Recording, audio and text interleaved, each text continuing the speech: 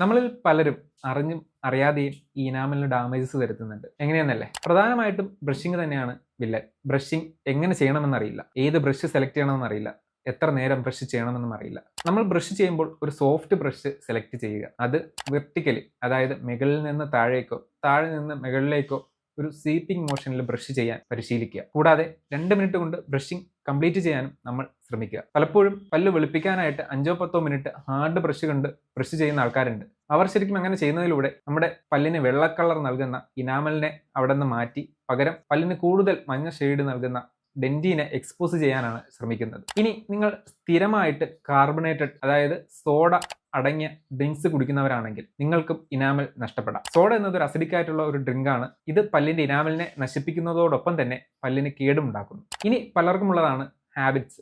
Bruxism പോലുള്ള ഹാബിറ്റ്സും നമ്മുടെ ഇനാമലിനെ നശിപ്പിക്കുന്നുണ്ട്. ഇനി ചിലർ പല്ല് വെളുപ്പിക്കാനായിട്ട് ഇടയ്ക്കിടയ്ക്ക് പോയി ബ്ലീച്ചിങ് ഒക്കെ ചെയ്യാറുണ്ട്. ഈ ഇടയ്ക്കിടയ്ക്കുള്ള ബ്ലീച്ചിങ്ങും പല്ലിന്റെ ഇനാമലിനെ സാരമായി തന്നെ ബാധിക്കും. ഇവയൊക്കെയാണ് പ്രധാനമായിട്ടും നമ്മുടെ ഇനാമലിനെ നശിപ്പിക്കുന്നത്. ഇതിൽ പലതും നിങ്ങൾക്ക് തന്നെ മോഡിഫൈ ചെയ്യാൻ പറ്റുന്ന കാര്യങ്ങളാണ്. പ്രോപ്പർ ഓറൽ ഹൈജീൻ ചെയ്യുക, പ്രോപ്പറായിട്ട് ബ്രഷ് ചെയ്യുക, കാർബണേറ്റഡ് ഡ്രിങ്ക്സിന്റെ അധികമായ ഉപയോഗം കുറയ്ക്കുക, ഇടയ്ക്കിടയ്ക്കുള്ള ബ്ലീച്ചിങ് പോലുള്ള കാര്യങ്ങൾ ചെയ്യാതിരിക്കുക.